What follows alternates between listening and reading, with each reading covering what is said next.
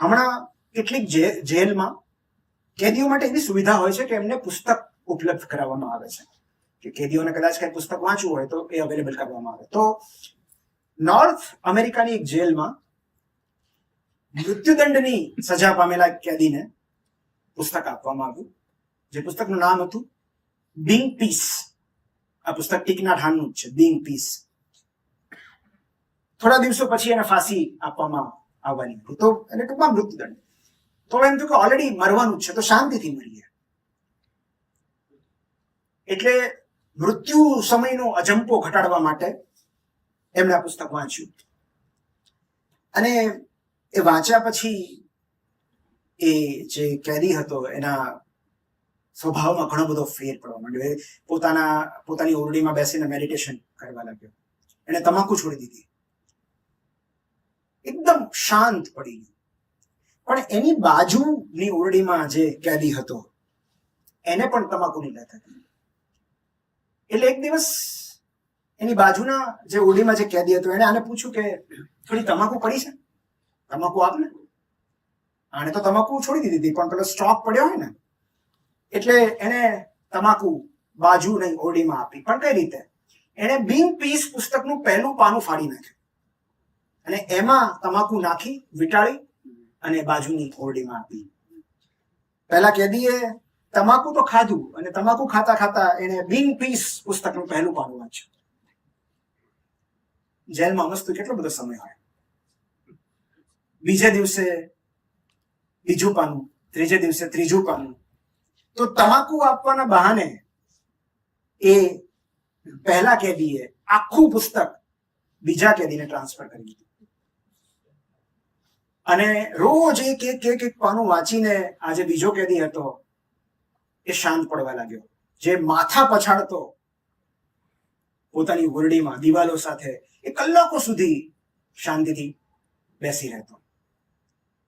એક દિવસ એને ચિઠ્ઠી લખીને મોકલી કે આવું સુંદર પુસ્તક મને મોકલવા બદલ તારો આભાર. પણ ત્યારે એ બંનેના મનમાં રહેલો એક વિચાર કોમન હતો કે કાશ આ પુસ્તક આપણે પહેલા વાંચ્યું હોત તો આપણે બે આજે અહીંયા. તો કારાવાસની અંદર હોવા છતાં પણ બે કેદીઓ એક પુસ્તક થકી દીક્ષિત થયા અને આપણે બહાર હોવા છતાં પણ ક્યારેક મનના કારાવાસમાં હોઈએ છીએ. તો એ શરીરનો હોય કે મનનો, કારાવાસની અંદર અને બહાર રહેલા લોકો વચ્ચે તફાવત માત્ર એક પુસ્તક જેટલો જ હોય છે.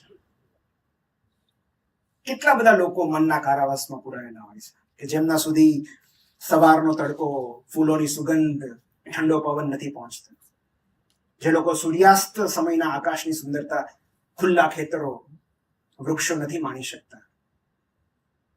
આ મનનો કારાવાસ જ છે. આ બહુ સ્પેશિયલ સ્ટોરી છે મારા માટે,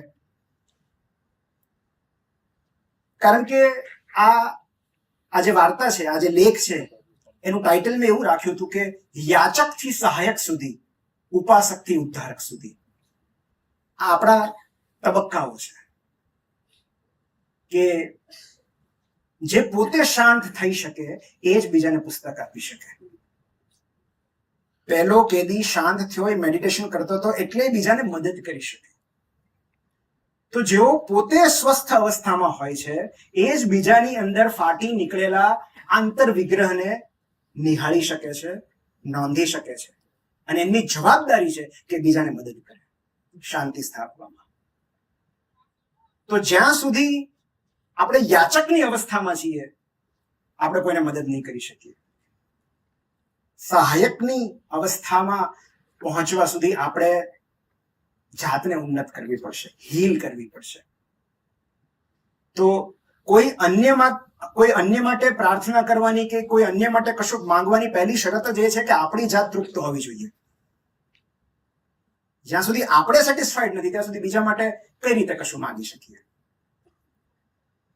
આપણે પોતે હીલ ન થઈએ ત્યાં સુધી બીજાને કઈ રીતે આપણે હીલ કરી શકીએ? તો આ જે ફૂંક મારવાનો કન્સેપ્ટ છે, અલ્ટિમેટલી એ તો રાહત પહોંચાડવાનો કન્સેપ્ટ છે. પણ આપણા જખમ રૂઝાયા પછી જ આપણે અન્યના ઘા પર ફૂંક મારી શકીએ એ વાત જેટલી સાચી છે એટલી જ સાચી એ વાત પણ છે કે અન્યના જખમ પર ફૂંક મારવાથી, મલમ લગાડવાથી આપણા ઘા જલ્દી રૂઝાતા હોય છે. સો સેલ્ફ હિલિંગ માટેની બેસ્ટ પ્રોસિજર એ છે કે અન્યને હીલ કરો, અન્યના ઘા પર મલમ લગાડો.